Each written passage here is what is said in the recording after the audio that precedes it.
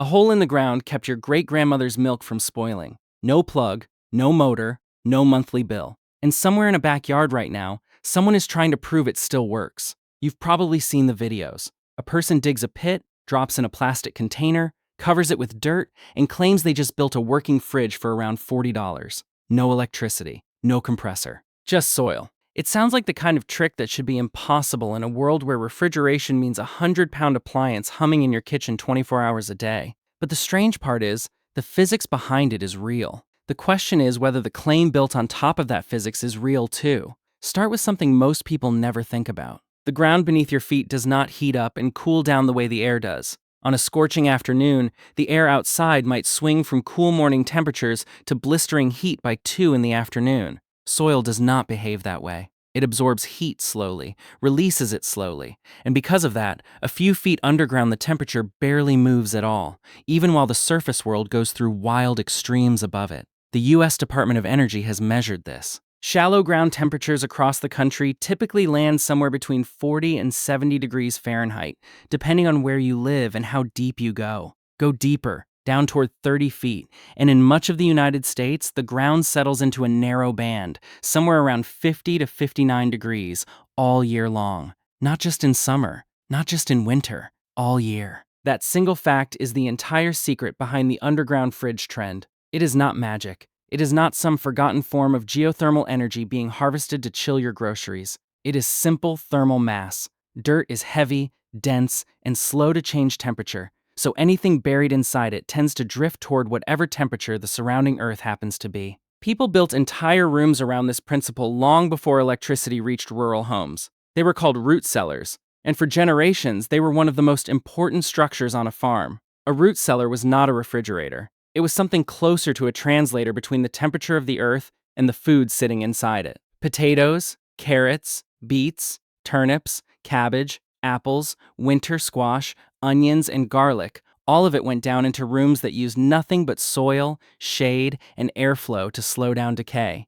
Here's where the story gets interesting, because the claim making the rounds online right now is not just, you can preserve vegetables underground. It is a much bigger claim. It says you can replace your refrigerator, and that is where the physics and the marketing start to pull apart from each other. A refrigerator does something a root cellar cannot do. It actively pumps heat out of a sealed box and holds the inside at a precise, controlled temperature, no matter what the weather is doing outside. The Food and Drug Administration recommends keeping a refrigerator at or below 40 degrees Fahrenheit, not 50, not 55, 40 or lower. That number is not arbitrary. It is the line where bacteria that cause foodborne illness slow down enough to keep meat, dairy, eggs, seafood, and leftovers reasonably safe to eat. Now think back to that 50 to 59 degree range the Department of Energy measured underground. It sounds impressively close to refrigerator temperature, and in a viral video, it gets treated as basically the same thing. But there's a 10 to 20 degree gap sitting right in the middle of that comparison. And in food safety, that gap matters enormously. The USDA calls the zone between 40 and 140 degrees Fahrenheit the danger zone, the range where bacteria multiply fastest. A root cellar sitting at 55 degrees is not dangerous for a bag of potatoes. Potatoes do not care. But raw chicken sitting at 55 degrees for hours is a very different story than raw chicken sitting at 38 degrees. The exact same hole in the ground can be a perfectly safe place for one food and a genuinely risky place for another, depending entirely on what you put inside it. This is the part most viral demonstrations skip over. They show a thermometer reading 48 or 50 or 55 degrees, call it just like a fridge, and move on. But cool is not the same word as cold, and in food safety, those 10 degrees are the difference between a rule of thumb and a real risk. So why does this trick keep spreading anyway? Partly because the underlying fear behind it is completely legitimate. Anyone who has lived through a power outage knows the sinking feeling of opening the refrigerator door and wondering how much food you're about to lose.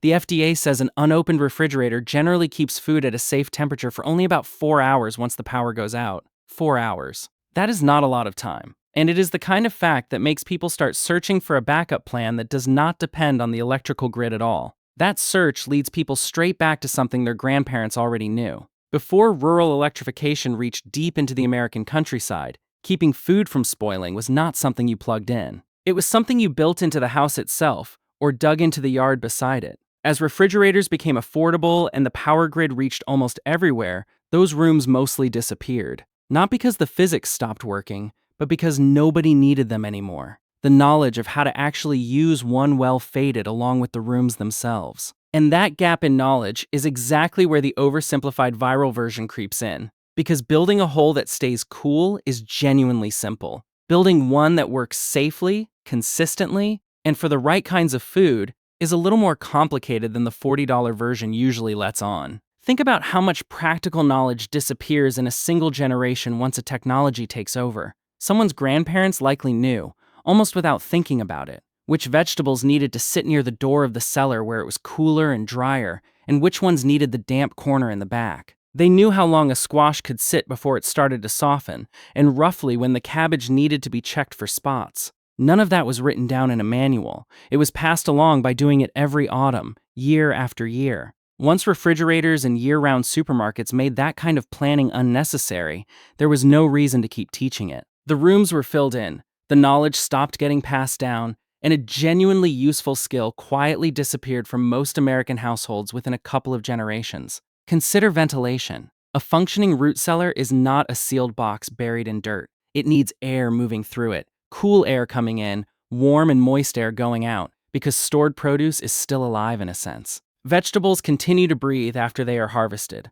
They use up oxygen, release carbon dioxide, give off water vapor, and generate a small amount of heat, even sitting perfectly still in the dark. Without airflow to carry that moisture and heat away, condensation builds up, mold spreads, and the very system meant to preserve food starts to rot it instead. Then there's humidity, and this is where a lot of backyard versions run into trouble without realizing it. Root vegetables like potatoes and carrots actually want high humidity, somewhere around 90 to 95%, or they shrivel and dry out. But onions and garlic want the opposite. They need drier air and good airflow, or they turn soft and moldy. Throw both categories into the same sealed container and you're accidentally creating perfect conditions for one group while slowly ruining the other. Depth matters just as much. A shallow hole, dug down only a foot or two, is still close enough to the surface that it swings with the outdoor temperature almost as much as the air above it does. The stability people are chasing, that steady, unchanging coolness, only really shows up with enough depth and enough insulating soil surrounding the chamber. Dig too shallow, and you've built something closer to a slightly cooler box than an actual root cellar. Climate changes the entire equation too. 55 degrees might be a realistic year-round soil temperature in a cooler northern state. But push that same idea into a hot, humid region of the South, and deep soil temperatures can sit well above what any refrigeration guideline would call safe. In those places, an underground chamber might function more like a shaded pantry than a cold storage room, useful for some things, but nowhere near the 40-degree threshold that matters for meat and dairy. There's also a quieter risk that rarely makes it into a short viral clip: water. Heavy rain, seasonal groundwater, poor drainage, any of these can turn a buried storage chamber into a flooded pit. And floodwater does not just ruin your food, it can contaminate it. Soil is also heavier than people expect. An improvised plastic bin or barrel, never designed to be buried, can buckle and collapse under the constant pressure pushing in from every side. And any underground space, even a small one, tends to attract exactly the kind of visitors nobody wants near their food supply, rodents, and insects looking for a dark, undisturbed place to settle in. None of this means the $40 underground fridge is a scam, or that the whole idea should be thrown out. What it means is that the honest version of the claim is narrower, and honestly, more useful than the viral one. Under the right conditions, with enough depth, decent drainage, and real attention to airflow, a chamber like this can genuinely extend the life of the right foods. University extension services across multiple states have documented this for decades. Rutabagas stored around 32 to 40 degrees, with humidity close to 95%, can last as long as 5 months.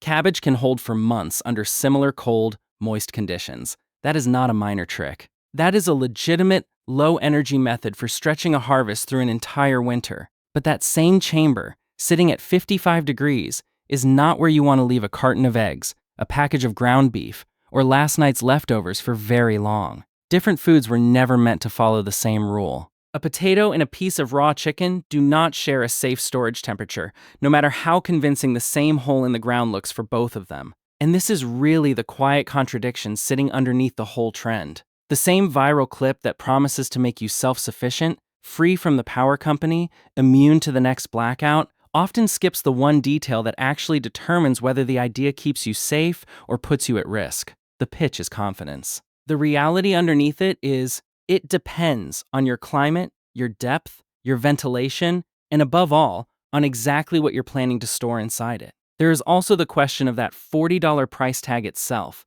the number that makes the whole idea so shareable in the first place. It is not necessarily false, but it usually leaves out almost everything that makes a structure like this last. Someone who already owns a shovel, already has a spare container sitting in a shed, and has soil that drains well without any extra work might genuinely land somewhere close to that number. But once you start pricing in real waterproofing, proper ventilation pipes, sturdy shelving, pest barriers, and a reliable thermometer to actually verify what temperature you're dealing with, $40 stops being the typical cost and starts looking more like the best-case scenario. Think about what an actual blackout looks like for most households. It is rarely just a few minutes of flickering lights. Storms knock out power for a day, sometimes several. During that window, people typically lean on whatever they already have, a cooler packed with ice, a generator if they own one, or simply hoping the freezer stays cold enough on its own. An underground chamber does not replace any of those tools, but it can quietly sit alongside them, holding the vegetables and fruits that do not need 40-degree precision, while the refrigerator and freezer handle the foods that genuinely do. Seen that way, it stops being a single miracle solution and becomes one piece of a larger, more resilient system, the kind that does not collapse the moment one part of it fails. So where does that leave someone who watched one of these videos and actually wants to try it? Not with a reason to dismiss the idea, but with a much clearer picture of what it can and cannot do. It is not a replacement for your refrigerator. It was never meant to hold raw meat safely through a heat wave, and treating it that way is where the real danger hides. What it can be is a genuine, low-cost way to extend the life of the vegetables and fruits that were always suited to this kind of storage in the first place. The same crops that kept entire households fed through the winter long before anyone had heard the word refrigerator. That distinction between cool storage and true refrigeration is really the whole story here. The ground gives you something real. Stability, mostly free of charge, no electric bill attached to it. But stability at 55 degrees is not the same promise as a controlled 40 degrees or lower, and pretending otherwise is how a smart, low-energy idea turns into a food safety mistake. Understood correctly, it is not a fridge. It is something older, and in its own limited way, just as useful, as long as you know exactly what you're asking it to protect. If you'd like to explore some helpful resources, you'll find them in the description.